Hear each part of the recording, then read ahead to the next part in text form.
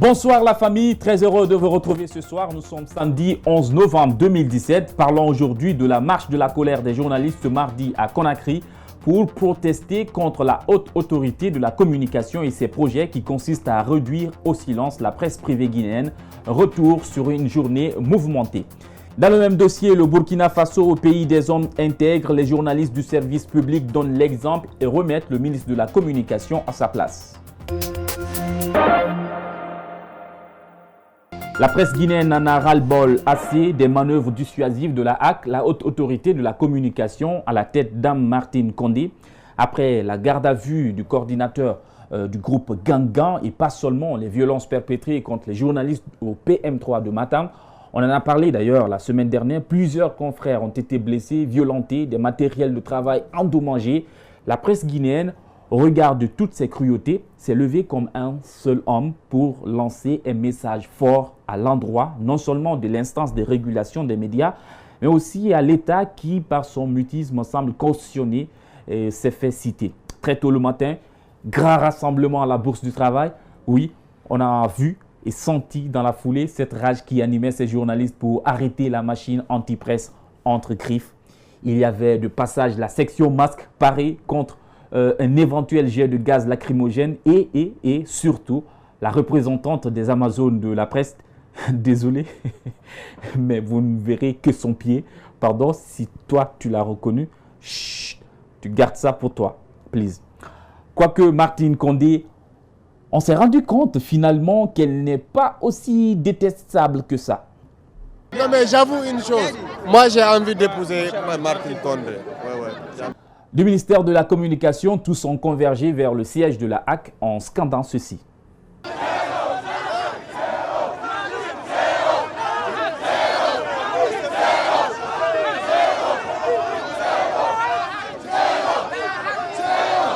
Quelques minutes de marche, nous arrivons à la HAC. Une ceinture de gendarmes, toutes des femmes, a été érigée pour nous empêcher d'accéder aux locaux de l'instance. D'ailleurs, ça n'était pas ça le projet, hein.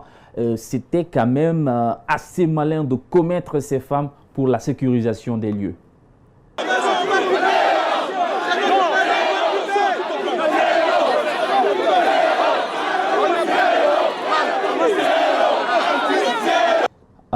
On va se calmer, hein, on va se calmer. Il n'y avait pas que les journalistes. La lutte pour la liberté de la presse, allez savoir, incombe aussi aux organisations de la société civile préoccupées par cette idée de démocratie sans fêlure.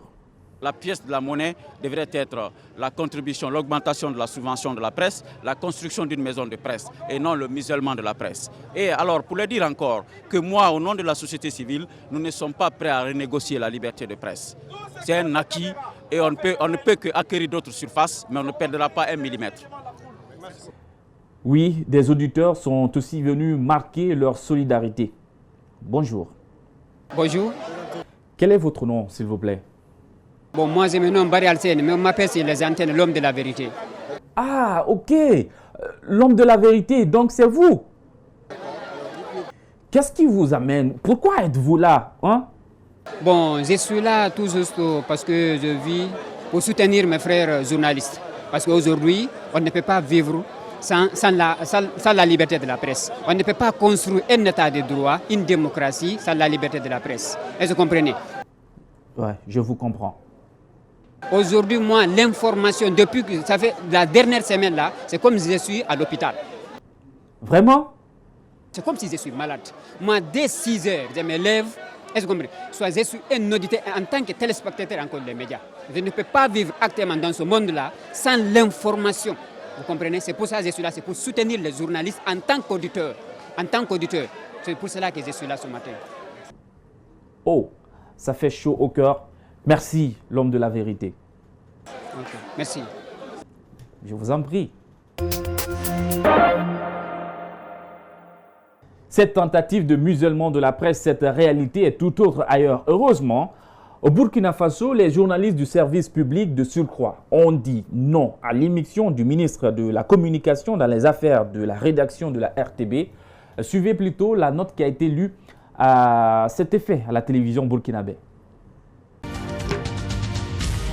Bienvenue à tous. Tout d'abord, cette note de la rédaction de la télévision du Burkina suite à la polémique née du rendez-vous manqué de l'émission Sur la brèche du dimanche 5 novembre 2017 avec pour invité M.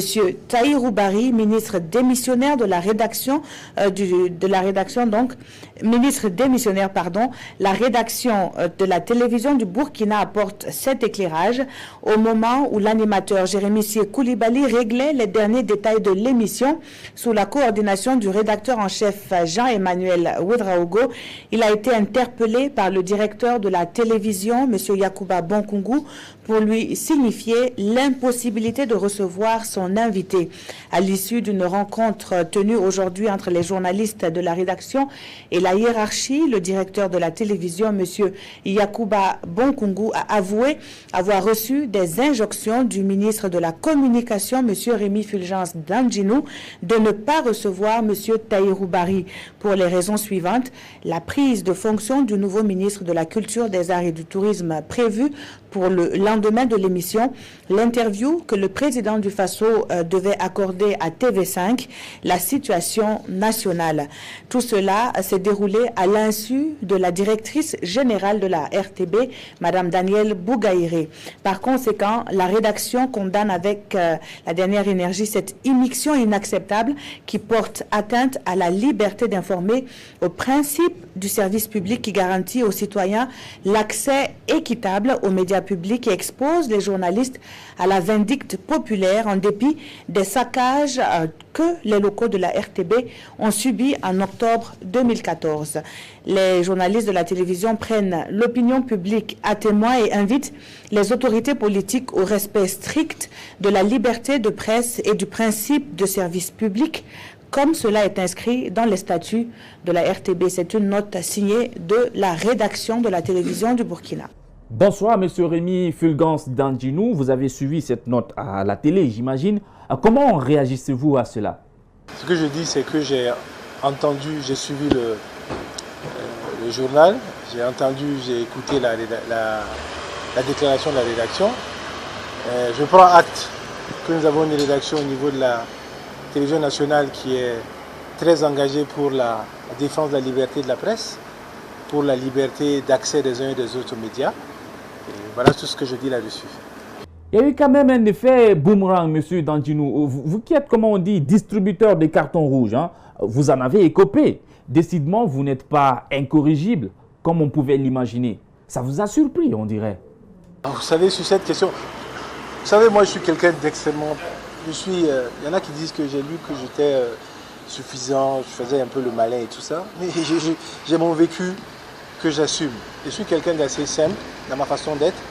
Si quelqu'un estime qu'il a un carton rouge à me donner, il me donne. Vous savez, j'ai passé de 1998 à nos jours à me battre pour que les gens puissent dire aux autres, je ne suis pas content de vous.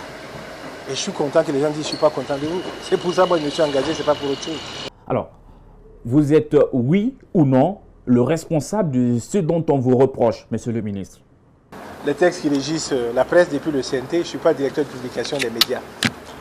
Donc, je ne peux pas décider de ce qui passe à l'intérieur des médias. Si vous estimez que j'ai eu immixtion, de la même façon, on aurait pu dire que le communiqué ne passe pas. Parce que on aurait pu dire également que les déclarations de Tahirou Barry à la sortie de la passation de service ne passent pas. L'immixtion, elle est à quel niveau? Voilà, donc je pense que les uns et les autres, on doit raison garder et faire avancer la liberté de la presse dans notre pays. Est-ce que vous avez donné des instructions?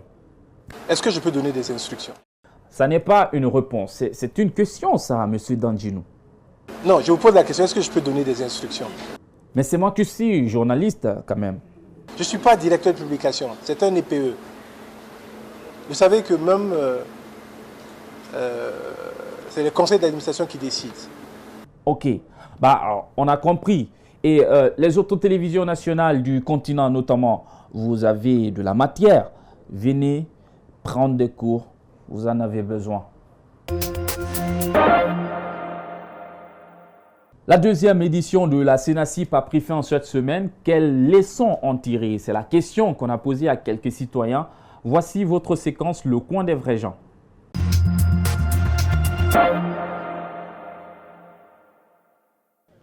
Merci pour votre fidélité au journal d'une autre planète. Aujourd'hui, nous allons parler de la CENACIP 2017. Qu'est-ce que vous voulez? Actualité oblige. Une campagne de sensibilisation sur la paix et la citoyenneté organisée par un ministre de la République.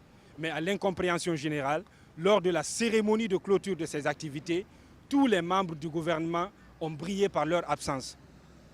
Une attitude pas vraiment citoyenne et qui n'a pas encouragé la paix du cœur du ministre concerné, qui a d'ailleurs déclaré ce jour la fin de ce projet, qu'il ne va plus continuer avec ses activités. Mais qu'à cela ne tienne, nous sommes venus sur le terrain pour savoir si cette semaine d'activité a eu un impact chez les populations. Bienvenue dans le coin des vrais gens. Bonjour. On vient de clôturer la semaine nationale de la citoyenneté et de la paix. Ça veut dire une semaine de sensibilisation sur la citoyenneté et la paix en Guinée.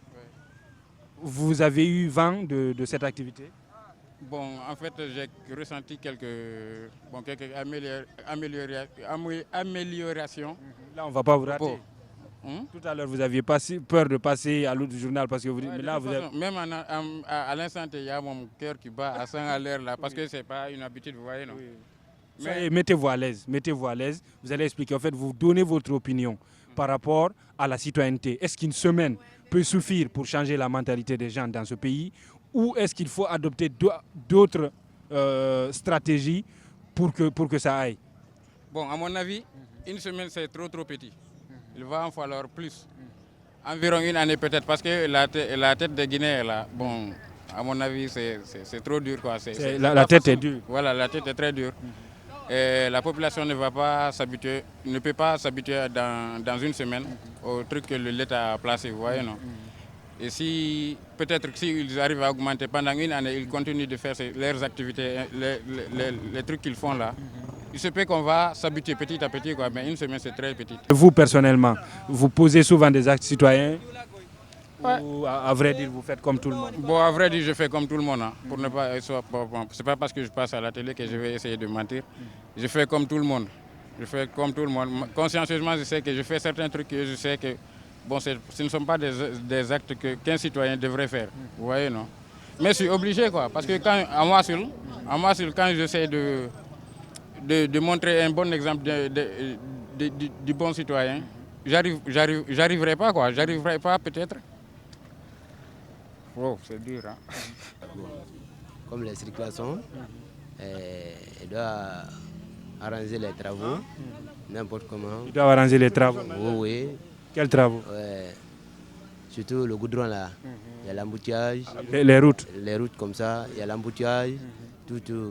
Ils vont faire arranger ça. Quand arranger, c'est bon. Ça, c'est citoyen? Oui, oui. Et toi, tu fais quoi en tant que bon citoyen? Quand tu bois l'eau là, tu mets les sachets où? Oh, dans la poubelle. Quelle poubelle? Comme il n'y a pas de poubelle à l'aile là, à la Guinée, on peut... Donc Moi, j'étais ça sur le travaux. Tu fais comme tout le monde? À ce moment-là, il n'y a pas... Tu veux que ça continue ou tu veux que ça change? Non, moi je veux que ça change. C'est tout ça. C'est ça. C'est pourquoi maintenant organiser une semaine pour ça. Est-ce que durant cette semaine-là, tu as constaté un changement? Non, ça ne peut pas aller. Dans une année, ça peut aller. Mais dans une semaine, ça ne peut pas aller comme ça. Toi qui ne voulais pas parler, tu as donné un bon message, qu'ils arrangent les travaux. Oui. Ça c'est bon, ça c'est une bonne idée. Oui. Okay. Merci chef. Okay. Vous considérez que nous sommes très très loin de cette conscience citoyenne? Oui. Très loin? Oui. Selon vous, qu'est-ce qu'on doit faire? Quelles sont les stratégies qu'on doit adopter pour que ça change? Qu'est-ce qu'on doit faire pour que ça change? Bon, pour le changement là, ça commence les chefs. Comme par exemple, si on dit les routes là, c'est ce qui peut réparer. Maintenant, parmi nous aussi, ça commence, nous aussi maintenant, nous devons faire collaborer, travailler ensemble. Et même nous qui faisons le taxi, et on prend des gens à un prix abordable. Donc, ça c'est entre nous. Parfois, vous prenez les gens à des prix qui ne sont pas abordables. Oui. Vous le savez? Oui, je sais. Pourquoi vous faites ça? Bon, parmi nous, on est nombreux. Nous, dans ma ligne ici, j'ai dit mes gilements, j'ai dit on n'a rien. Actuellement, le temps dure. Donc, quand quelqu'un vient, il vous dit, ah, vraiment, j'ai 2000 ou 3000. Vraiment, pitié lui, vous allez l'amener avec sa main. Jusqu'en ville? Non, pas en ville, dans le quartier ici. En ville, maintenant, ça, c'est un déplacement. Ça, c'est un déplacement. Et là, c'est cher? Oui. Mais c'est ça, maintenant, vous aussi, vous dites que normalement, vous devez aussi changer ça pour un bon citoyen. Oui. En ville aussi, vous allez discuter. Ça dépendra du passage, ce dernier-là, à sa main, vous allez l'amener. Une courte pause, la suite juste après la pub.